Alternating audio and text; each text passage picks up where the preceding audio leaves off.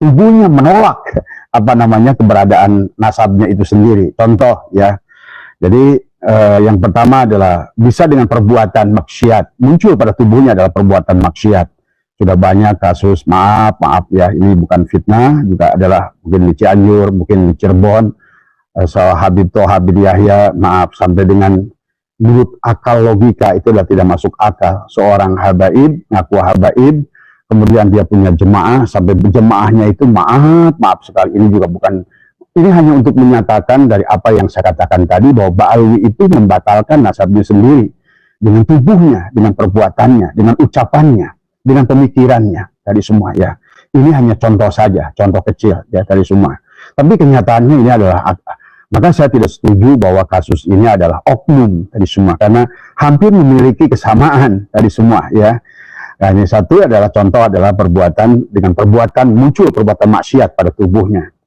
Dan ini banyak lah dulu ya, mungkin Habib RS dengan apa nama Firja Hussein dan lain sebagainya. Kemudian sekarang Habib Toha bin Yahya sampai meniduri jamaahnya. Bayangkan, di sejadah di majelisnya sendiri.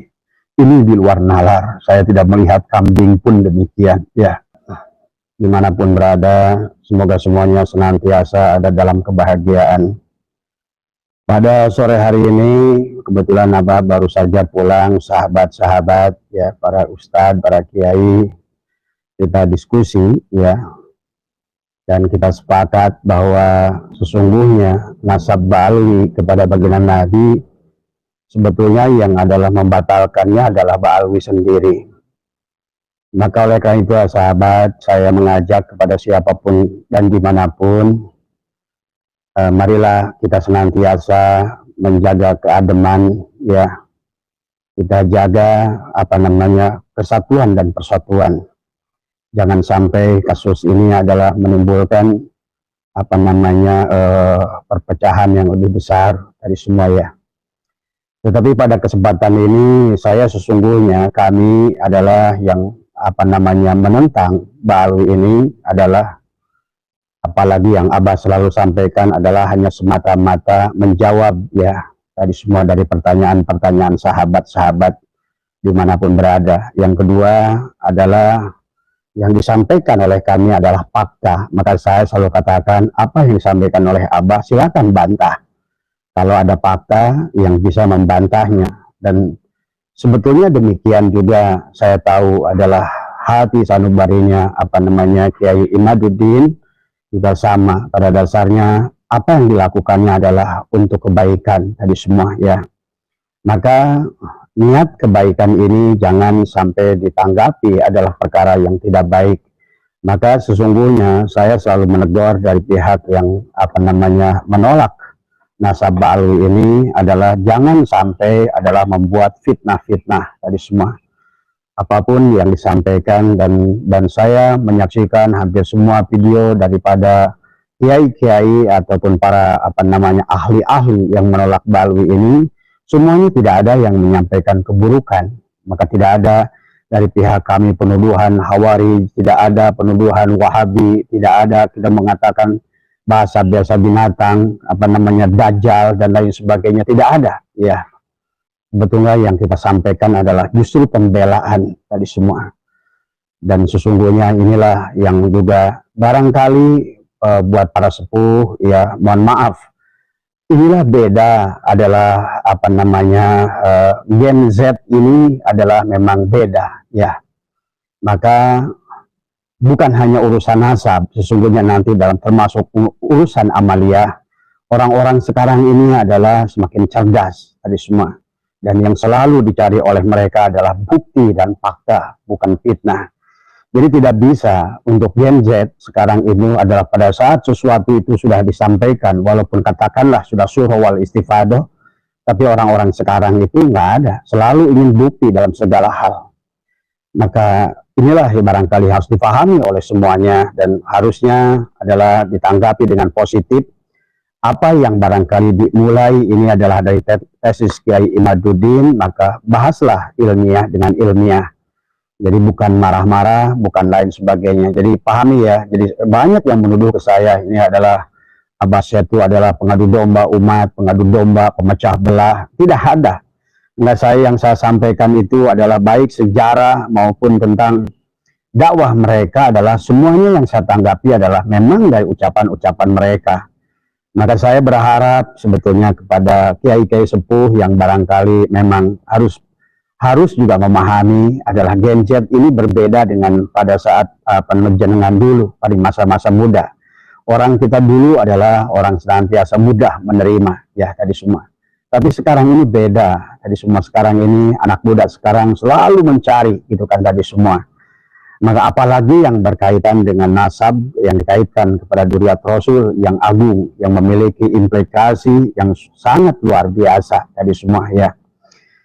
Tetapi walaupun begitu, sesungguhnya kalau menurut saya, menurut Abah, ya, dan juga tadi dari teman-teman yang saya punya teman diskusi, ya, setiap hari Jumat sore adalah para kiai yang selalu juga membawakan masukan pada saya dari kitab-kitab mereka, dari kajian-kajian mereka, dan kita sepakat sesungguhnya cikal bakalnya kejadian ini adalah dimulai daripada akhlak Ba'alwi sendiri dari semua. Maka Abah membuat judul hari ini adalah bahwa nasab Ba'alwi dibatalkan kepada baginda Nabi itu adalah pada dasarnya oleh perbuatannya sendiri, oleh akhlaknya sendiri. Maka semakin keras mereka mengaku dzurriyyat, ya, tubuhnya sendiri akan semakin keras menolak dari semua. Jadi ini harus hati-hati, ya, mengingat tadi saya bicara dengan Glenn, dia membawakan satu kitab dari semua tadi, tapi saya belum sempat mengkajinya dan kitabnya ada di saya, tapi insya Allah nanti saya akan kaji. Jadi ada satu klausal tadi semua, ya, pandangan ulama, maka hati-hati menisabkan darah kita ke darah orang mulia. Karena nanti walaupun kita tidak ada yang mengakui, tidak ada saksi, nanti tubuh kita sendiri akan bicara. Itulah yang nanti dikatakan juga di dalam dalam sebuah hadis, nanti di akhirat seluruh tubuh kita adalah mulut kita dikunci, maka seluruh tubuh kita lah yang bicara. Maka inilah sekarang seolah-olah Ba'alwi ini tubuhnya berbicara. Dari tubuhnya tidak maksiat, dari kalamnya tidak maksiat, dari ucapannya tidak maksiat, dari otaknya tidak maksiat. Sesungguhnya itu adalah penolakan kepada pengakuannya sendiri kepada dzurriyyat yang agung, yang mulia. Tadi semua, yaitu baginda Nabi Muhammad SAW, tadi sahabat, ya. Nah inilah, maka harus kita pahami juga, patut dicurigai, gitu kan sekarang. Karena kalau dulu para habib ini adalah memiliki akhlak mulia. Barangkali dulu mereka adalah jangan-jangan tadi, itu tadi saya bilang tadi, maka harus tes DNA. Barangkali ada yang asli, itu kan tadi semua, ya, dari mereka tadi semua. Nah inilah barangkali maka pada hari ini Abah ingin sampaikan fakta-fakta lagi. Abah bukan memfitnah tadi semua, bahwa sesungguhnya nasab Ba'alwi ini dibatalkan oleh Ba'alwi sendiri dengan perbuatannya.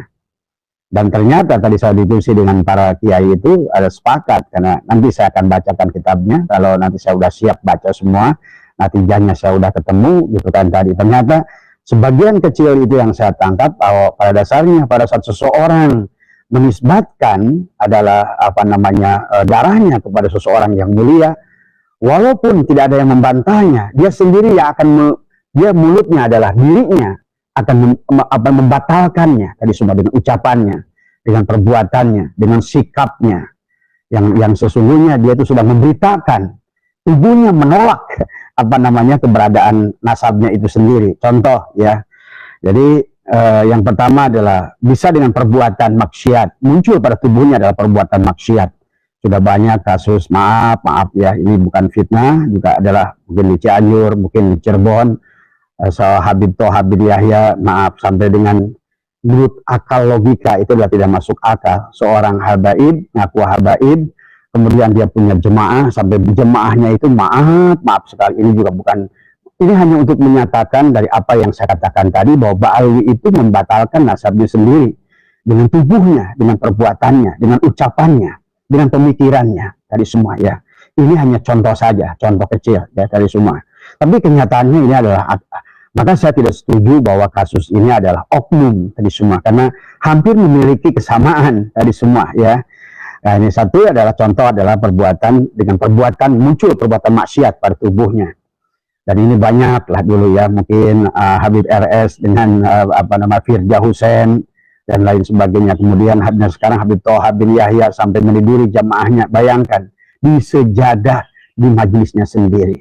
Ini di luar nalar. Saya tidak melihat kambing pun demikian. Ya, saya tidak pernah melihat barangkali tadi semua ya. Ini semua ini. Kemudian Habib Aceh Ali Jindan. Kita tahu ya dari karena sekarang banyak dari ucapan mantan istrinya yang bicara di sana di sini, dan dia mengakui dia lebih dari selusin wanita-wanita, ada yang gak dinikahi, yang ada dijanjikan, kemudian ajak di hotel, ditiduri, dan lain sebagainya. Inilah, padahal Ali Jindan itu banyak ceramahnya. Walaupun kau berkata Islam, tapi tubuhmu adalah tidak Islami, tadi semua ya.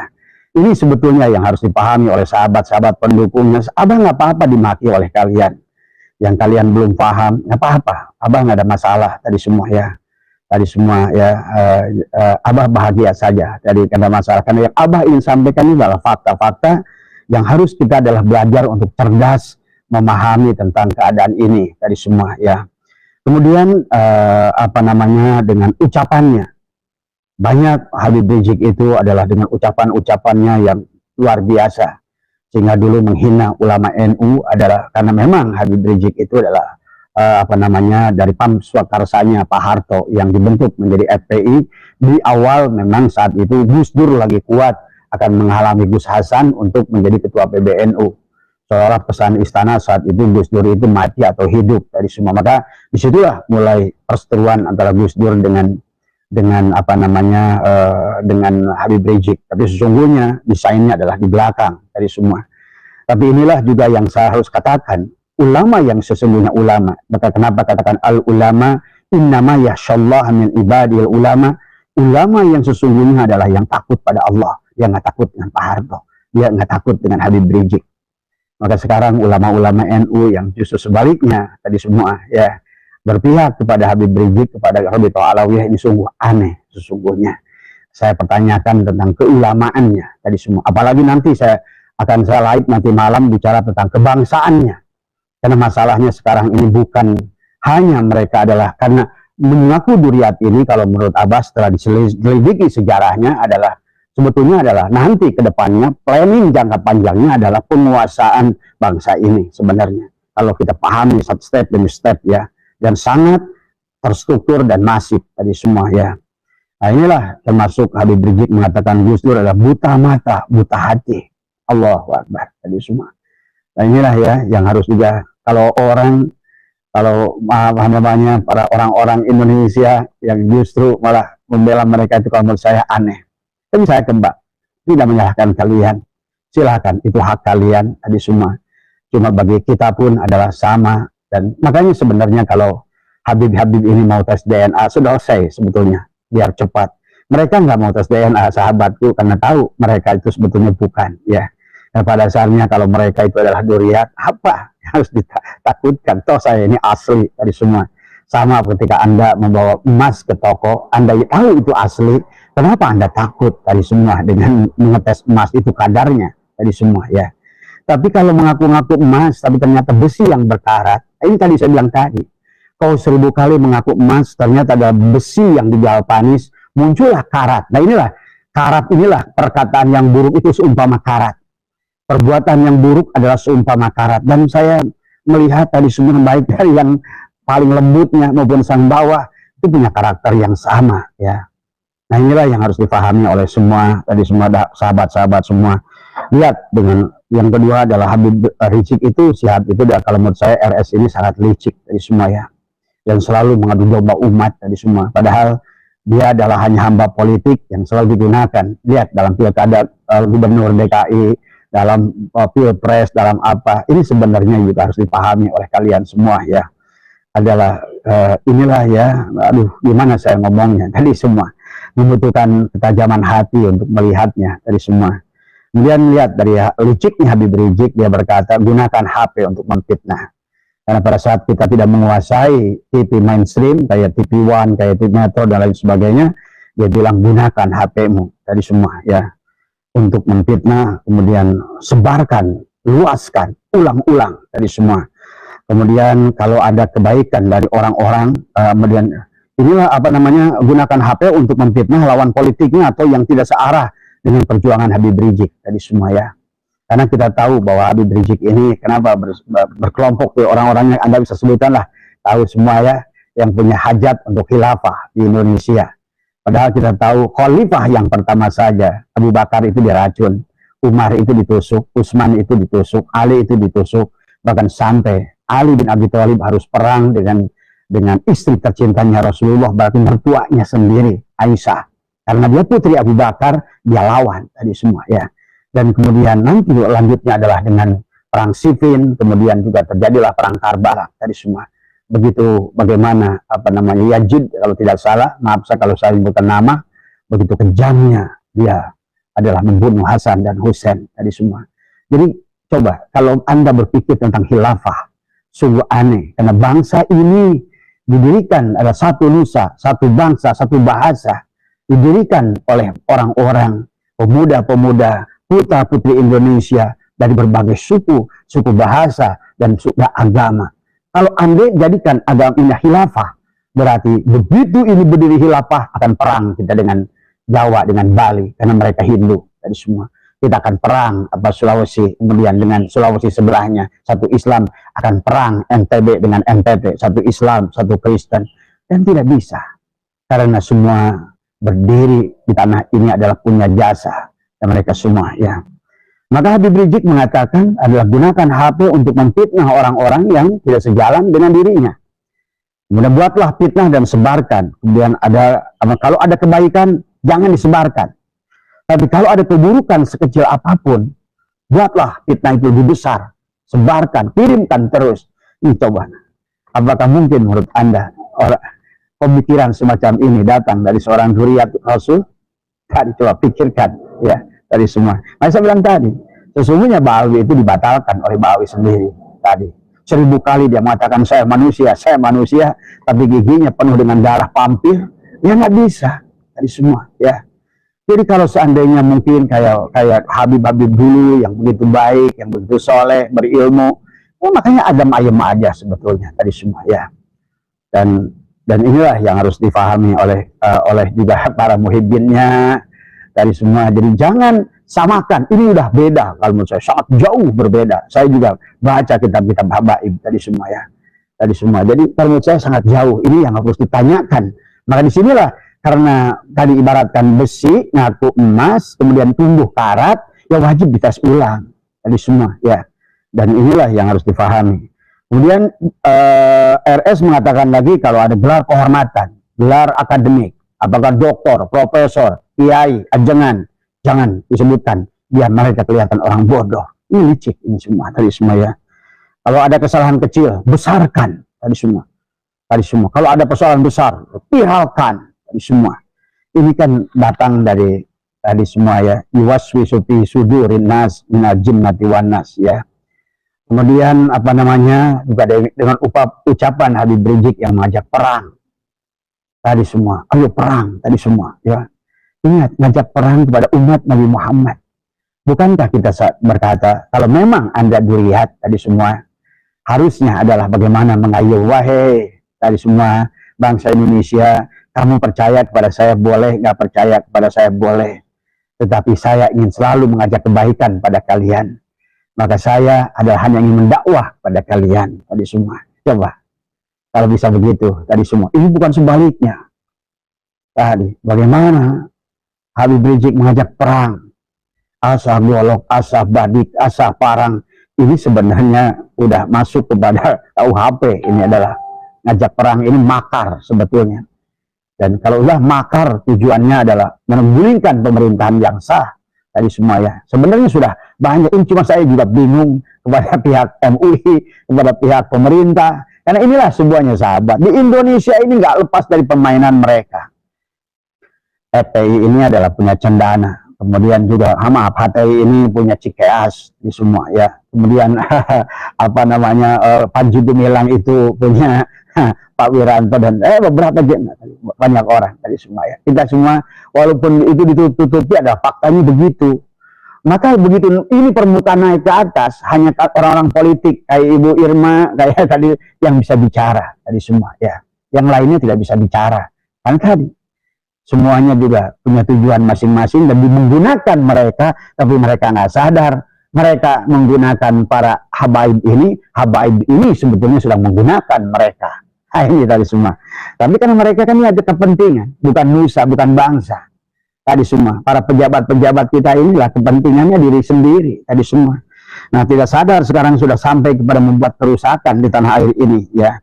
Kemudian juga berkata tentang Kiai Madudin adalah dajjal, tadi semua, ya. Ini nggak mudah, sahabat, tadi semua. Maka hati-hati, ya. Dan orang Kiai Madudin itu orang baik, ya, kalau menurut saya luar biasa, sangat berilmu, kitab-kitabnya udah banyak, tadi semua, ya. Dan betul, ada kemarin sahabat saya juga dari kalangan yang mendukung Bawi, dia kontak saya, itu bukannya Kiai Madudin dulu mengisbat habaib? Betul, ada kitabnya, dan saya juga sampai nyari, karena saya belum pernah. Bayangkan, dikiranya saya dan kemudian semua orang-orang yang mendukung Kiai Imad ini, orang ini selalu bersatu dalam satu kaum. Enggak, kita ini muncul sendiri-sendiri. Sampai hari ini saya belum pernah ketemu Kiai Imad, bayangkan ada 2 tahun. Karena bagi kita adalah bukan apalagi ada di luar ini ada yang membiayai. Siapa yang membiayai? Kita aja tadi semua. Sampai ada Ikhwan kalau mau pertemuan tadi minta buat transport. Nah, ini kayak dari Ikhwan Sukabumi baru saja WA karena dia bilang mau bikin rapat PWI di Pelabuhan Ratu. Dia udah WA lagi, dari buat biaya rapat dan lain sebagainya. Ini benar-benar semuanya adalah murni dari hati sanubari, menghendaki bahwa kedamaian untuk bangsa ini, menghendaki Islam akan kembali kepada terarah. Kalau dulu mereka ulama-ulama itu, mereka para habaib itu memang berdakwah, dakwahnya juga nyata dan lain sebagainya. Tapi yang sekarang ini yang didakwahkan oleh mereka karena mereka jahil, karena tadi mereka tuh sudah punya anggapan tadi salah menafsirkan ayat Al-Quran bahwa mengatakan bahwa nasab lebih utama dari ilmu. Ini sudah inilah yang membuat mereka tidak mau mencari ilmu. Akhirnya begitu kasus ini ada, dia akhirnya meminta orang-orang ulama-ulama yang ada yang masih membela mereka tadi semua, ya. Ya itu pun ada kaitan, yang satu punya menantu Habib, ya, tadi semua. Ini kembali adalah masalah kepentingan. Maka masuk akal lah kalau seandainya itulah, makanya manusia namanya. Manusia itu selalu ada sisi manusianya, membela karena kaitannya ada pernikahan, ada tadi itu ya, punya menantu Habib dan lain sebagainya. Jadi menurut saya ya wajar kalau mereka membela itu semua tadi, ya. Tapi kalau menurut saya bukalah wawasannya, kemudian kalau tidak juga kita akan hancur negara ini kalau kita biarkan tadi semua, ya. Kemudian Habib Muhdar tadi juga sama. Sebetulnya banyak dari kalam-kalam mereka yang menurut saya ini mustahil. Bagaimana mungkin tadi semua Duriat Rasul ngajak perang dengan umat baginda Nabi tadi semua. Tadi. Makanya istilah Habib dulu itu sebetulnya Habib itu adalah orang yang mencintai, dicintai. Dia mencintai yang bukan Habib, dan yang bukan Habib mencintai Habib dulu itu. Jadi istilah Habib itu bukan pada satu pihak, tapi begitu saling cinta mencintai, itulah Habib sebetulnya. Istilah Habib itu ada pada orang yang saling cinta mencintai tadi semua. Ini bagaimana mungkin tadi semua? Makan sebaliknya adalah seolah-olah dengan pemaksaan, pemintaan tadi semua. Dari 4 tadi kiai yang hadir ke saya, yang satu bilang saya udah 40 jutaan, ada yang bilang satu lagi saya adalah kali katanya 50 juta tadi semua. Dan semua hampir 4-nya, bayangkan dari 4 kiai yang datang 4-4-nya korban tadi semua. Nah, inilah sesungguhnya harus dipahami oleh semua. Mungkin kayak kiai-kiai besar di PBNU tidak pernah merasa diminta oleh mereka, tapi kan tadi semua. Tapi coba dengarkan video-video dari dakwah mereka, ngeri sebetulnya. Kepada Kiai Mitra, kepada Kiai Sukron Makmun, coba dengarkan bagaimana mereka berdakwah itu. Misalnya bab ilmu tadi semua, mereka membalikan al-habib warasatul anbiya, sementara aslinya al-ulama warasatul anbiya. Ada lagi hadis mengatakan bahwa orang Arab Habib itu di atas orang lokal. Padahal Nabi bersabda, "An-nasu li Adam wal Adam maniturab la fadla li arabiyyin ila zamin wa la fadla li aswada ila ahmar illa bitaqwa." Jadi sesungguhnya secara zatnya pun Allah sudah menyatakan sama sesungguhnya. Tapi tadi karena mereka itu menganggap mereka itu, karena dulu sebetulnya dimulai zaman Senokor Gronyo, bahwa kelas atas adalah bangsa Belanda, Kemudian kedua adalah pastinya bangsa Arab, yaitu Barhabaib tadi. Yang ketiga adalah bangsa Cina. Yang keempat barulah pribumi yang disebutkan dengan Irlander tadi semua. Kita ini memang dari dulu adalah Irlander tadi semua. Kita ini sudah dihina oleh semua bangsa-bangsa tadi semua. Padahal bangsa kita inilah tidak ada bangsa sehebat bangsa Indonesia. Dari ujung ke ujung adalah kerajaan. Kita ini adalah darah-darah biru sebetulnya. Dibandingkan Arab, bukan siapa-siapa Arab itu. Mereka hanya adalah bangsa jahiliyah. Mereka yang tahunya adalah membunuh, saling membunuh untuk mendapatkan makanan. Tapi bangsa kita, bangsa yang beradab dari semua. Ya. Tapi sekarang dengan datangnya mereka, bangsa kita pun dibuat mulai tidak beradab dari semua ya. Dari komen yang dibuat ke saya, ya Allah ya Karim, tapi nggak apa-apa dari semua. Karena siapapun, maka inilah sebuah kenapa bagaimana Nabi bersabda, kalau engkau mencinta, mencintalah karena Allah. Kalau engkau membenci, membencilah karena Allah. Karena Allah dan Rasulnya lah kalian mencinta. Maka juga percayalah tadi semua ya, janganlah kata Nabi engkau mencinta, terlalu mencinta yang tadi, karena pada saat engkau adalah, karena nanti engkau tidak akan konsekuen. Karena pada saat seseorang itu sudah mencinta, orang mencinta pada seseorang 99 keburukan, maka tetap adalah baik tadi semua. Maka saya pernah membuat tafakur tentang lalat dan lebah tadi. Lebah adalah binatang yang suka diperlambangkan. Kenapa dalam surat Al-Quran ada surat An-Naml, An-Nahl tadi semua ya. Jadi tentang kehebatan lebah tadi semua. Lebah sebuah makhluk yang selalu berpendidikan positif. Di dalam sumutnya itu punya 2 tanduk dia, dan tanduk itu hanya tahu kebaikan. Maka lebah itu pada saat dia terbang, yang dicari hanya bunga. Dia hinggap di bunga tanpa melakukan kerusakan. Itulah lebah tadi semua. Walaupun ada satu bunga di hamparan kotoran, lebah itu hanya hinggap di bunganya. Berbeda, Allah ciptakan adalah lalat. Dan lalat itu tidak mengerti, juga sama memiliki sungut, dan bentuknya mirip dengan lebah, warnanya hitam, dan dia selalu, begitu dia terbang, yang dia tahu adalah keburukan. Maka